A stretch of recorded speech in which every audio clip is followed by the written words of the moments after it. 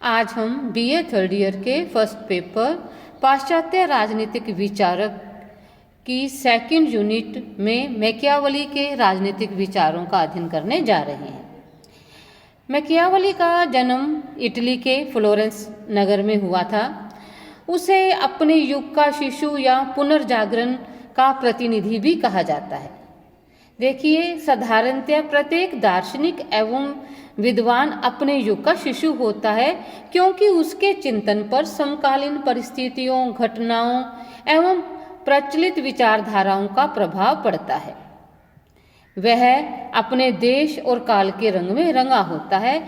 पर राजनीतिक विचारों के इतिहास में हम देखते हैं कि मैकियावली को अपने युग के शिशु की संज्ञा दी जाती है, क्योंकि जो मैकियावली है अपने युग से जितना प्रभावित हुआ है उतना बहुत ही कम लेखक अपने युग से प्रभावित हुए हैं।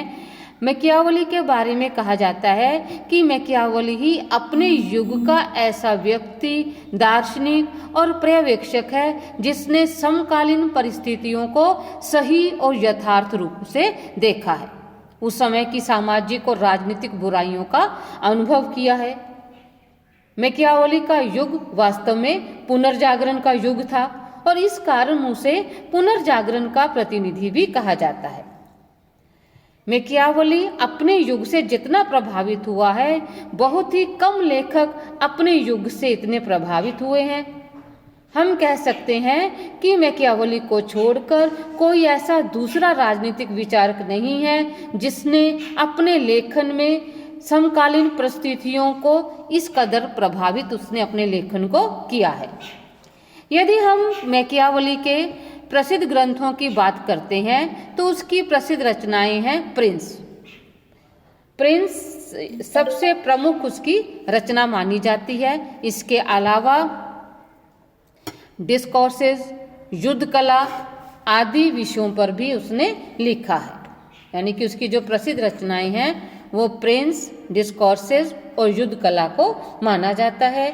आज इस चैप्टर में या इस लेक्चर में हम मैकियावली के राजनीतिक विचारों के अंतर्गत इस बात पर अध्ययन करने जा रहे हैं कि मैकियावली को युग शिशु के रूप में क्यों जाना जाता है, उसे अपने युग का शिशु क्यों कहा जाता है। तो इसे हम कुछ बिंदुओं के माध्यम से समझने का प्रयास करेंगे। सबसे पहला जो बिंदु आता है वो है शक्तिशाली राजतंत्रों की स्थापना। देखिए, इस लेक्चर में जब मैं आपको विभिन्न बिंदुओं के माध्यम से यह स्पष्ट करने का प्रयास करूंगी कि मैकियावली को अपने युग का शिशु क्यों कहा जाता है, तो इसमें मैं दो बातों की तुलना करूंगी। एक कि मैकियावली के समय में इटली की राजनीतिक व्यवस्था कैसी थी और इटली की राजनीतिक व्यवस्था से मैकियावली का लेखन कार्य किस हद तक प्रभावित हुआ, जिस आधार पर हम कह सके कि मैकियावली अपने युग का शिशु था। तो जो सबसे पहला बिंदु आता है वो है शक्तिशाली राजतंत्रों की स्थापना। देखिए, जो मैकियावली का काल था वो पुनर्जागरण का काल था और जो पुनर्जागरण काल है वो भारी राजनीतिक परिवर्तनों का काल था। जब मैकियावली का समय था उस समय परिषदीय आंदोलन समाप्त हो चुका था और शक्तिशाली शासकों ने सामंतों व उनसे संबंधित संस्थाओं को खत्म कर दिया था और उसके स्थान पर निरंकुश राजतंत्र की स्थापना हो चुकी थी। राज्य सबल शासकों के नेतृत्व में दिन प्रतिदिन शक्तिशाली और समृद्धिशाली हो रहे थे और वो युग शक्तिशाली राजतंत्रों का युग था। और दूसरी तरफ जो इटली है, इटली का जो राजनीतिक दुर्दशा का इटली शिकार था। इटली 5 भागों में विभक्त था, राष्ट्रीय एकीकरण नाम मात्र का था। तो मैकियावली को यह महसूस होता था कि यदि इटली में निरंकुश राजतंत्र होता, शक्तिशाली राजतंत्र होता, तो आज इटली की ऐसी दुर्दशा नहीं होती।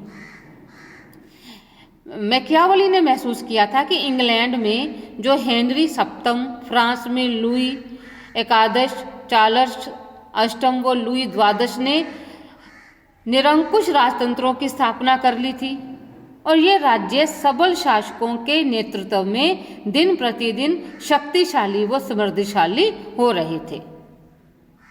तो इन सब को देखकर मैकियावेली ने ऐसी कल्पना की कि इटली में भी समस्त राजनीतिक शक्तियों का केंद्रीकरण होना चाहिए और उसने एक शक्तिशाली राजतंत्र की स्थापना पर बल दिया। तो हम कह सकते हैं कि प्रिंस ने अपनी रचनाओं में जो शक्तिशाली राजतंत्र की स्थापना का समर्थन किया है वो इटली की दुर्दशा से प्रभावित होकर किया है, क्योंकि उसे ऐसा लगता था कि यदि इटली में एक शक्तिशाली राजतंत्र होता तो शायद इटली की इतनी दुर्दशा नहीं होती। दूसरा महत्वपूर्ण आता है पुनर्जागरण। मैंने अभी आपको बताया कि जो वो समय था वो पुनर्जागरण आंदोलन का समय था।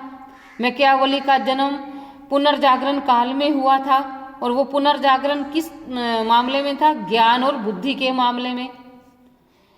और जो फ्लोरेंस नगर था जहाँ मैकियावेली का जन्म हुआ था वो पुनर्जागरण आंदोलन का प्रमुख केंद्र था और इस आंदोलन के द्वारा दी गई प्रेरणा के फलस्वरूप साहित्य, कला, दर्शन, राजनीति एवं विज्ञान के क्षेत्र में मध्य युग के आदर्शों का अंत हो रहा था।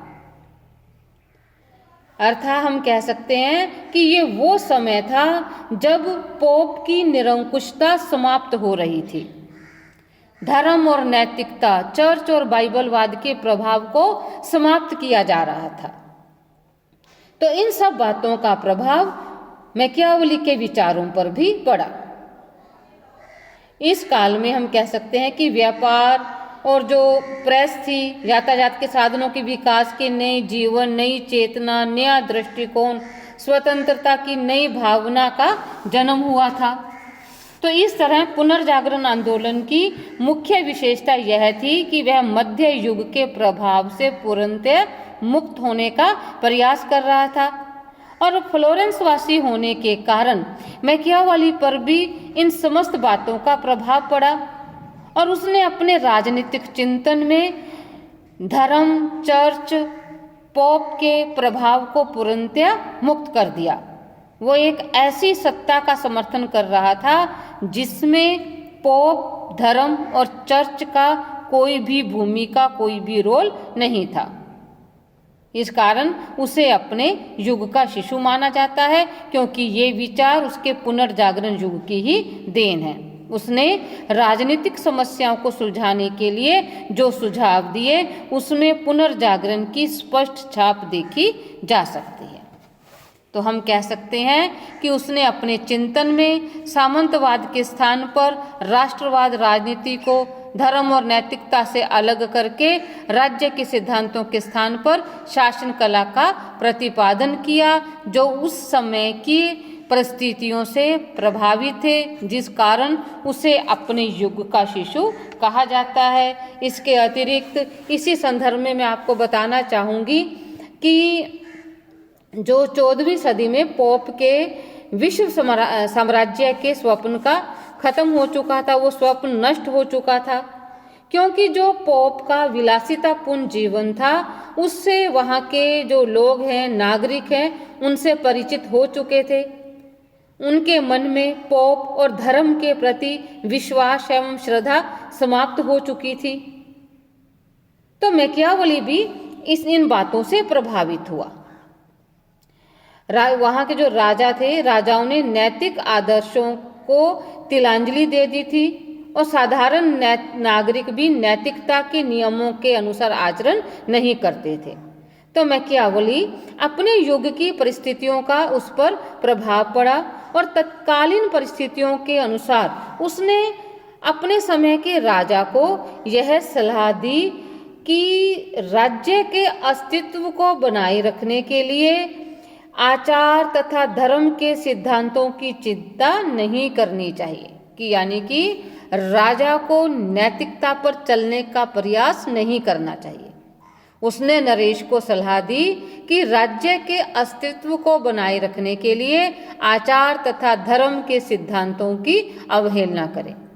तो धर्म और नैतिकता विरोधी मैकियावेली की यह विचारधारा अपने युग के नितांत अनुरूप थी। इसके अतिरिक्त नेक्स्ट महत्वपूर्ण बिंदु आता है मानव स्वभाव संबंधी धारणा। देखिए, जो मैकियावेली का समय था, उस समय इटली में शासक, धर्माधिकारी, सरकारी कर्मचारी और यहाँ तक कि जो साधारण नागरिक थे, सभी का आचरण लगभग भ्रष्ट हो चुका था। शासक और पोप के संघर्षों, पोप के षड्यंत्रों और साधारण और जानवरों की चालाकी तथा खूंखार प्रवृत्ति ही उसमें दिखाई दे रही थी। तो मैकियावेली ने अपने समय में विशेषतः इटली में शासक, धर्माधिकारी, सरकारी कर्मचारी और साधारण नागरिकों को जब भ्रष्ट आचरण में लिप्त देखा, तो शासक और पोप के संघर्षों, पोप के षड्यंत्रों आदि ने उसके मन में मानव स्वभाव की बहुत बुरी छाप छोड़ी। उसने यह विचार व्यक्त किया कि न तो मनुष्य में ईश्वरीय गुण है और न वह नैतिक प्राणी है, वह एक जानवर है और जानवरों की चालाकी तथा खूंखार प्रवृत्ति ही उसमें दिखाई देती है। तो मैकियावेली अपने नरेश को यह सलाह देता है कि वो अपने नागरिकों को साम दाम दंड भेद का अनुसरण करते हुए उन पर नियंत्रण रख सकता है। यानी कि वो अपने समय के राजा को यह सलाह देता है कि उसे नैतिकता का आचरण करने की आवश्यकता नहीं है। इसी तरह मैकियावेली ने अपने राजनीतिक विचारों में राष्ट्रीय एकीकरण पर बल दिया, क्योंकि उस समय पश्चिमी यूरोप के राज्यों में राष्ट्रीय एकीकरण की प्रक्रिया पूर्ण हो चुकी थी और दूसरी तरफ जो इटली था वो 5 राज्यों में बंटा हुआ था। और मैकियावेली के बारे में कि ये कहा जाता है कि मैकियावेली एक सच्चा देशभक्त था और मैकियावेली की सभी जो रचनाएं हैं उसमें इटली का गृह युद्ध और विदेशी शासकों के हस्तक्षेप की परिस्थितियों तथा इटली के एकीकरण की इच्छा से ओतप्रोत है। यानी कि उसकी जो रचनाएं हैं उनमें ये समस्त विचारों की छाप हमें स्पष्ट दिखाई देती है, क्योंकि इटालियन समाज की दुर्दशा से मैकियावेली बहुत अधिक प्रभावी था। तो इटली वासियों में नीतिपरायणता, ईमानदारी और देशभक्ति की वो कल्पना नहीं कर सकता था। इस कारण उसने शासकों को नैतिकता का पाठ न पढ़ाकर राष्ट्रीय एकीकरण पर बल दिया। हम कह सकते हैं कि इटली के समय की जो सामाजिक दुर्दशा थी उसका मैकियावेली पर स्पष्ट प्रभाव पड़ा। देश के एकीकरण के लिए वह शक्ति का पुजारी बन गया और उसने राष्ट्रीय सेना की स्थापना को आवश्यक बताया और यह मत व्यक्त किया कि राजा का एकमात्र उद्देश्य देश को सफल बनाना और उसे संगठित करना है। तो इस तरह हम कह सकते हैं कि जो मैकियावेली के विचारों पर उस समय की स्पष्ट छाप हमें नजर आती है। वो अपने समय की परिस्थितियों और घटनाओं से बहुत अधिक प्रभावित था और इस आधार पर हम कह सकते हैं कि मैकियावेली अपने युग का शिशु था। धन्यवाद।